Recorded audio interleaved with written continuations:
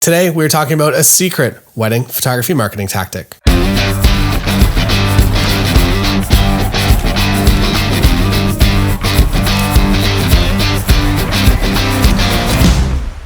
Keep waving.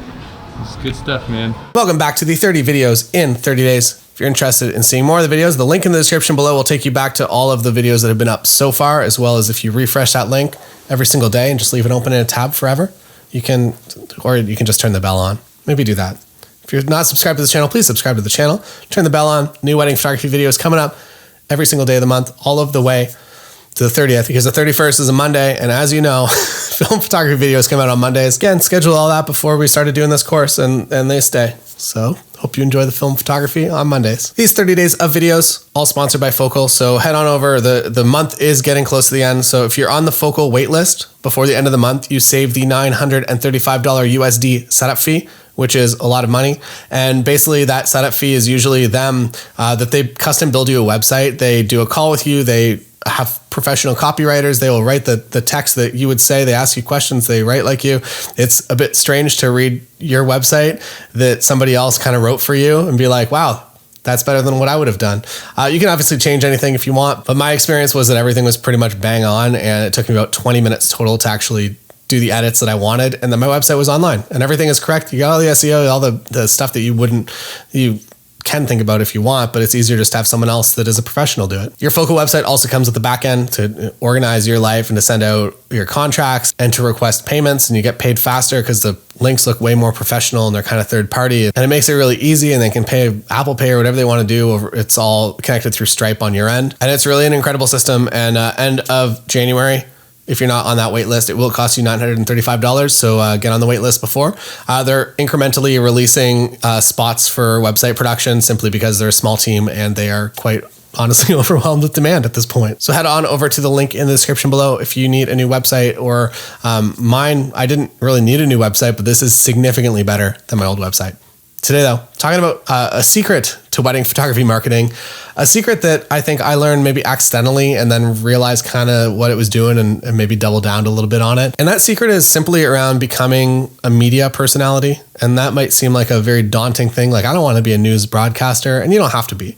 What I mean by a media personality is just somebody that's out there creating content, and specifically creating content in something that's relevant to what you actually want to be selling. So for myself as a media personality, I can be creating TikToks and Reels and Instagram stories that position me as a wedding photographer, but doing things in a unique and interesting way that people are actually paying attention to. You don't have to be super corny. You don't got to be doing dances or anything. But I did discover that when you do something that's on the more humorous side of things, especially with the new algorithms, they seem to go a lot further than something that's simply there to actually educate people.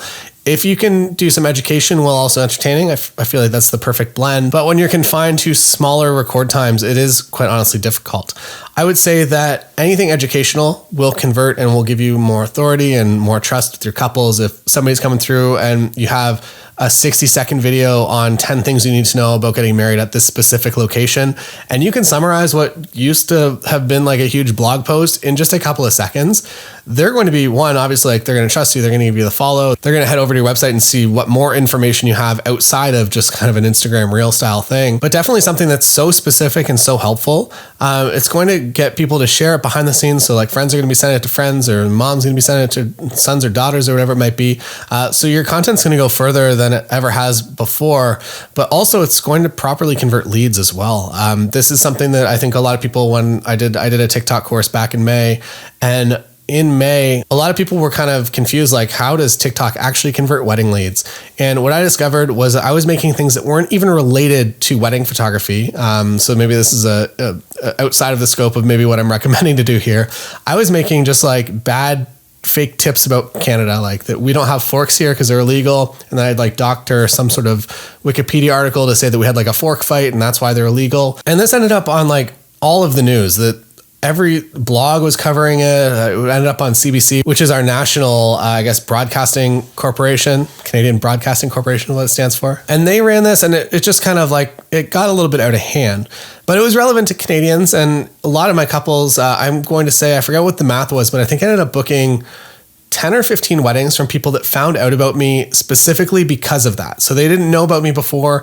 They came across some of these stupid things we were doing in the summer, or we did a golf thing as well. So I booked a few actual grooms had seen this and come over to my page and realized that I'm a wedding photographer and they're getting married. It's a less direct than ideal situation, that kind of roundabout, but it definitely converted a lot of couples, and a lot of people were now mentioning like, hey, we love like your TikTok or whatever in the inquiry form, and it became very, very, I would say 1 in 3 inquiries would mention something like that. If I was talking to them on the phone, they'd mention it. And then it was also a thing at weddings when I went to photograph the wedding, that they would tell their friends like, hey, do you remember that thing that you saw, the like golfing through Uptown Waterloo here? Like that was this guy that did it.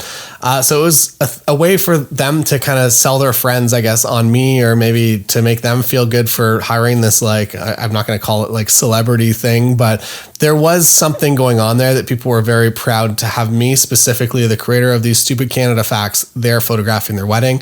We've seen this in the past as well. We did a food show back maybe 2018, 2019, where we would just go to local restaurants and we would just basically do like a food vlog. And that 100% was something that booked us weddings. I was lower thirded as Taylor Jackson wedding photographer on that show. And I was the wedding photographer to Nick, who was a proper chef that I could ask the stupid questions, and Nick was able to fill in some of the gaps in my brain. And that converted a lot of weddings. It converted weddings in, again, a surprising way, where it was mostly the moms telling sons and daughters to book me, or they were the ones maybe footing the bill for the wedding, and I was the person that they brought to their son or daughter, and they're like, yeah, like, thanks, like Taylor's awesome, like we're gonna book him for sure. And that style of booking happened more than I ever could have imagined in those couple of years. And obviously, like, it's a little bit difficult to go out and do a food show now, but if it wasn't, we still would be making it. Now, the next level that we do also is kind of this travel content that we do up here on YouTube.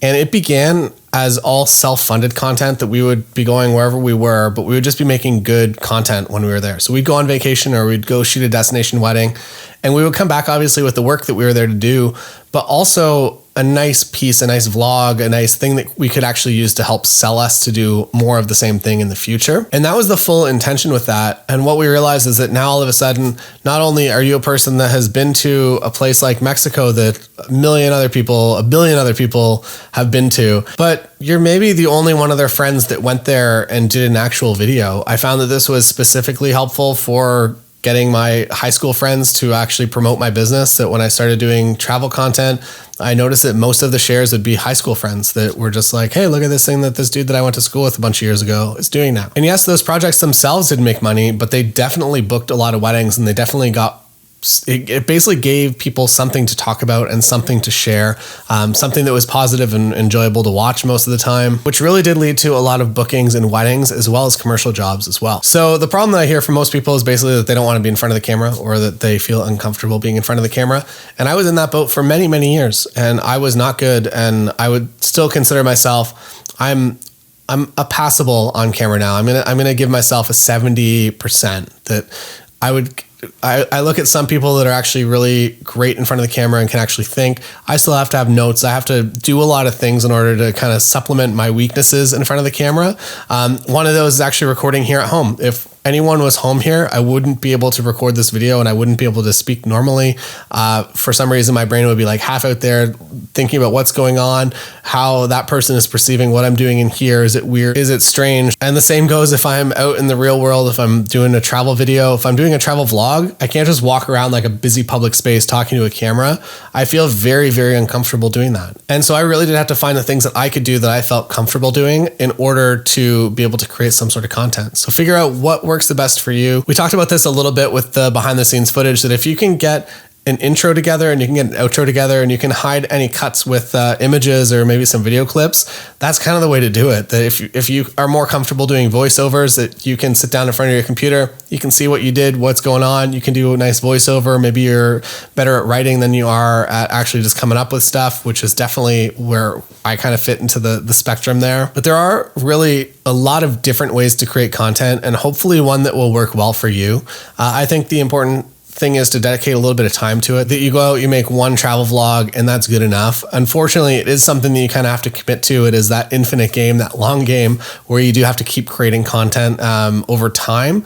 But I think it's definitely a valuable way to live life. It's something that, at least for me, and maybe to quickly speak to kind of the overall why I like to do the things that I do. So I like to create travel content, and I know that by creating small level travel content, that will unlock more opportunities. I'll have these little pieces that I can show to other experiences and hotels and maybe airlines, whatever it might be, in order to maybe do something a little bit more cool or to have a little bit more access next time. I think in the beginning, I wanted to do interviews. I wanted to talk to people, and that just wasn't really reasonable. That I didn't have any sort of platform. I didn't have a reason to reach out to people. And then we made a platform. We made a blog, like a travel blog that was called Q Oliver. It's gone now, or it's mostly gone now.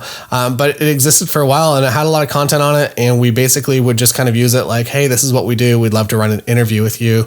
I would use that content on my YouTube channel as well. My YouTube channel at the time was very, very, very small. And by me leading with that, no one really would have paid attention. But now, oh, we're a travel blog. Cool. Like, I'm getting this interview. And we would create an amazing piece, and we would really kind of thrill them with the content that we created. We'd give them access to it as well to share or to repost if they wanted. And they were super happy with everything overall. And now all of a sudden we have like interview content in New Zealand, or we're talking to people in Iceland and we're actually doing it on camera, which adds a whole new level of credibility, and not necessarily like to anyone watching. Obviously it's a very credible, like, this person must be trustworthy. He's doing an interview with a person in a foreign country.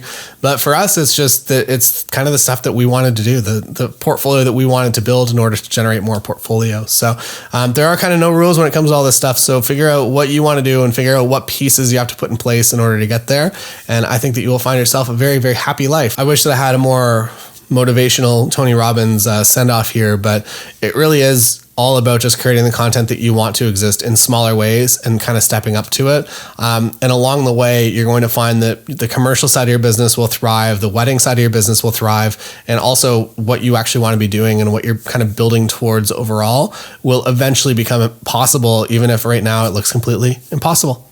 That's all for today. Don't forget to get on your Focal website, January 31st. That offer is closed forever. Head on over to the link in the description, and I will see you again tomorrow. That's all from here in the office today.